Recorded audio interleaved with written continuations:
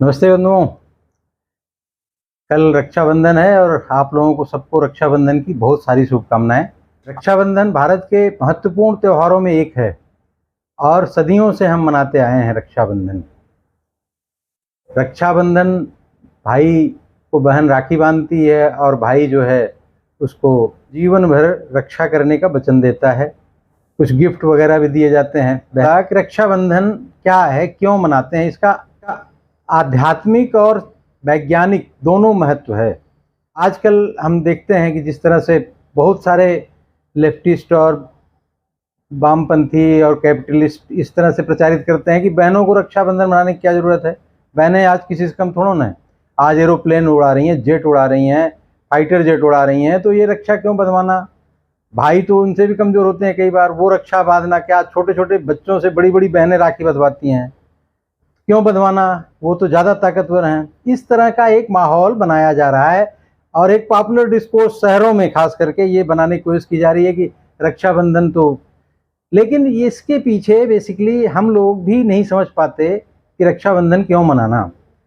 हमारे बाप दादाओं ने, हमारे पूर्वजों ने मनाया है, मनाते चले आए हैं, पारंपरिक रूप से मनाते चले जा रहे हैं।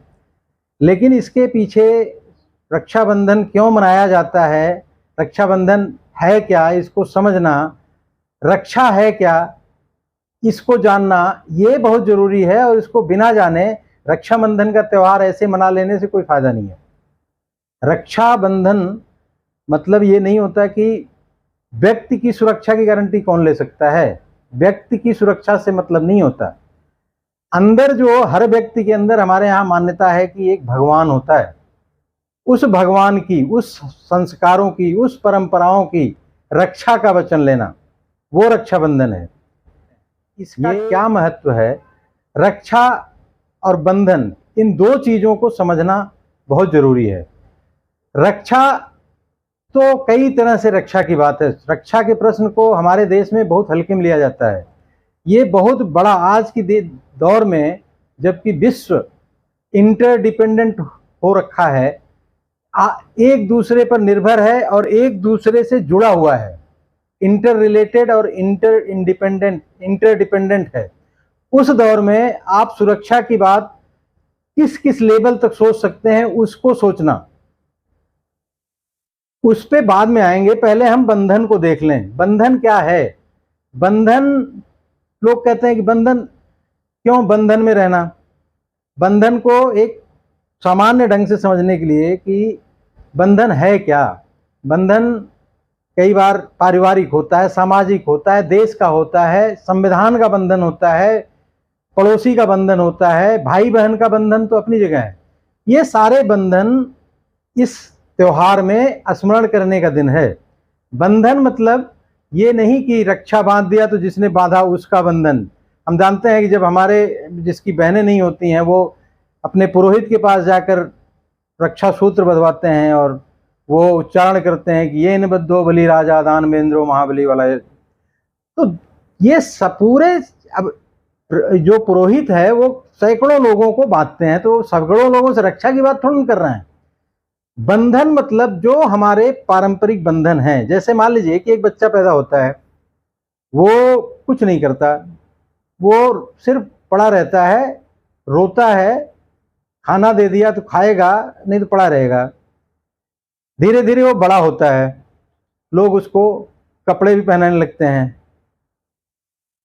कुछ और बड़ा हो जाता है तो वो उस स्वयं कपड़े पहनने लगता है। उसको स्मरण है कि यार मैं तो बचपन में बहुत अच्छा था, कोई बंधन नहीं था, कोई कपड़े नहीं पहनता था, जब मांगो खाना मिल जाता था, रो दो थोड़ा सा तो लोग उठा लेते थे, वो जीवन बहुत अच्छा था। अभी तो बंधन, लेकिन वो बंधन समाज मानता है कि आप बड़े हो गए हो तो आपको वस्त्र पहनने पड़ेंगे, ये नहीं चलेगा। आप और बड़े होते हैं तो कहते हैं हम माँ बाप के बंधन में क्यों रहें, माँ बाप से दूर हट जाते हैं, हम कमाएंगे तो कमाओ, ठीक है, आप कमाने चले गए, कमा रहे हैं, ठीक है, अच्छी बात है। लेकिन जो व्यक्ति कमा रहा है उसका ये दायित्व है, ये बंधन है कि वो अपने माँ बाप की देखभाल करे, उसको छोड़ न दे। अगर कोई बाहर चला गया बड़ा होके और अलग हो गया और माँ बाप का ध्यान नहीं दे रहा है, तो ये माना जाता है कि ये बंधन मुक्त तो हो गया, लेकिन ये सामाजिक रूप से बिल्कुल गलत माना जाता है। उसको अच्छा नहीं माना जाता और न उसको सम्मानित दृष्टि से देखा जाता है।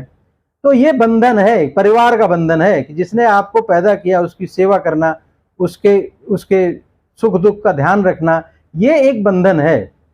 इसी तरह से जब बड़ा हो जाता है और बड़ा हो जाता है आदमी, तो कुछ लोग घर परिवार त्याग कर चले जाते हैं। जैसे विवेकानंद जी घर छोड़ दिए, तो घर वालों ने ये सोच के, ऐसा नहीं था कि बहुत पैसे वाले लोग नहीं थे, बहुत सामान्य परिवार था विवेकानंद जी का, लेकिन ये घर वालों को ये संतोष था कि विवेकानंद जी चलो घर परिवार को त्याग दिया, छोड़ दिया, लेकिन वो देश के लिए काम कर रहे हैं, समाज के लिए काम कर रहे हैं। इस तरह से आदमी बंधन से मुक्त नहीं हो सकता। जो पैदा हुआ है उसको बंधन में तो रहना ही पड़ेगा। ये हमारे संस्कार हैं बंधन। और ये विवेकानंद जी से लेके, विवेकानंद जी कोई ऐसे नहीं, बहुत सारे हजारों लोग ऐसे हुए हैं जिन्होंने अपना घर परिवार समाज त्याग कर देश और विश्व की चिंता की। तो वो बंधन है उनके लिए। बंधन, हम सड़क पे निकलते हैं और हमारे पास अगर बड़ी गाड़ी है और हम सोचें रेड लाइट पे कि हमारी तो बड़ी गाड़ी है जी, हमको बहुत जल्दी, हमें पहले निकलना है और सब लोगों को हट जाना चाहिए, साइकिल वाले ऑटो वाले सब हट जाएं, मैं पहले निकलूंगा क्योंकि मैं तो बहुत बड़ी गाड़ी लिया हूं। तो ये गलत है। ये बंधन आपको स्वीकार करना पड़ेगा कि जब ग्रीन लाइट होगा तभी निकलेंगे, और जिस तरह से ट्रैफिक मिलेगा उसका अनुशासन का पालन करना, बंधन यहाँ भी है। तो बंधन को मानना, उसको दिमाग में रख के रक्षाबंधन मनाना, और सिर्फ भाई बहन के लिए नहीं, पूरे समाज के लिए सबको रक्षा सूत्र बांधना। अपने से खास करके जो पिछड़ गए हैं हमारे समाज के लोग, उन बस्तियों में जाकर उनके साथ रक्षाबंधन मनाना, उनको रक्षा सूत्र बांधना, ये कार्य हर भारतवासी का होना चाहिए, क्योंकि वो हमारे ही भाई हैं जो पीछे रह गए हैं। उनके साथ मिलकर रक्षाबंधन मनाना, क्योंकि समाज अगर बड़ा नहीं होगा, विकसित नहीं होगा, समाज अगर कमजोर रहेगा, समाज अगर पिछड़ जाएगा, समाज अगर समृद्धशाली नहीं होगा, तो हम कभी भी अकेले आगे बढ़कर सुखी और शांतिपूर्वक जीवन नहीं बिता सकते। क्योंकि अगर हमारे चारों तरफ लोग पिछड़ जाएं और हम कितना भी आगे बढ़ना चाहें तो हम नहीं बढ़ सकते। हमें पूरे समाज का ध्यान रखना पड़ेगा। समाज का ध्यान रखना, उसको लेकर आगे बढ़ना और उसके साथ रक्षाबंधन मनाना, ये हर आदमी का कर्तव्य है, हर भारतवासी का, हर सनातनी का ये धर्म है और उसको पूरा करना है, उसे करना चाहिए।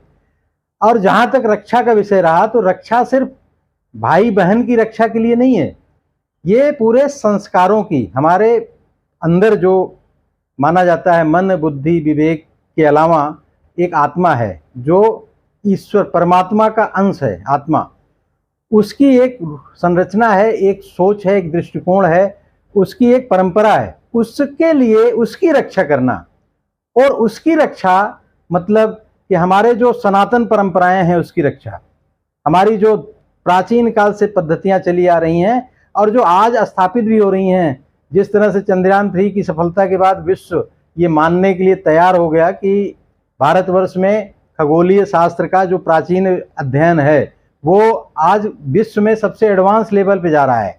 पैसे के अभाव में भले कुछ समय तक के लिए हमारा ये कार्यक्रम स्थगित रहा या कमज़ोर रहा, और बहुत सारे कारण रहे।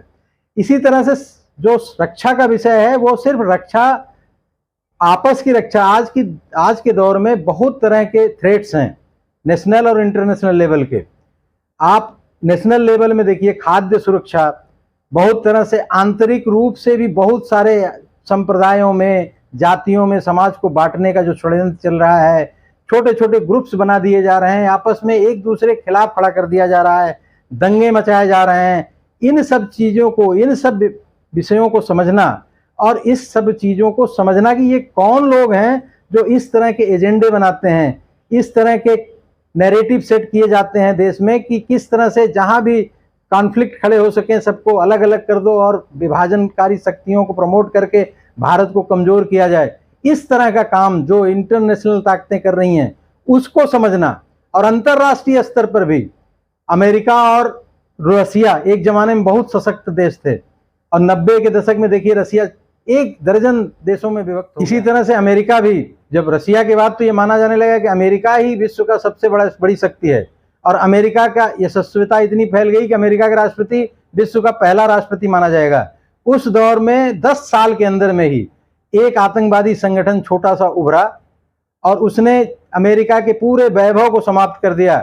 9/11 जिसको कहते हैं, जिसमें उसके ट्विन टावर को एक जहाज गया और ट्विन टावर को उड़ा दिया, दूसरा जहाज उसके वर्ल्ड ट्रेड सेंटर को तहस नहस कर दिया, तीसरा राष्ट्रपति भवन पे जा रहा था उसको रोक लिया गया। लेकिन अमेरिका का जो वैभव था, जो उसकी ख्याति थी, वो मिट्टी में मिल गई। तो इस तरह की चीज़ों का भी ध्यान देना हमें जरूरी है कि जिस तरह से विश्व का जियो पॉलिटिक्स बदलता रहता है, कभी कोई देश कभी कोई देश, तो आने वाला समय अगर भारतीय उपमहाद्वीप का और भारतवर्ष का बनाना है, भारतवर्ष को विश्व की ऊंचाई पे ले जाना है, परम वैभव पहुंचाना है, तो हर व्यक्ति को अपना सहयोग देना पड़ेगा। हर व्यक्ति को इस बंधन को स्वीकार करना पड़ेगा, हर व्यक्ति को समस्याओं को समझना पड़ेगा और हर आदमी का दायित्व है कि वो समझे कि किस तरह की चुनौतियों से देश सामना कर रहा है, उसमें अपना सहयोग दे और रक्षाबंधन अच्छे से मनाए। इसी के साथ बहुत बहुत धन्यवाद। वंदे मातरम, जय हिंद।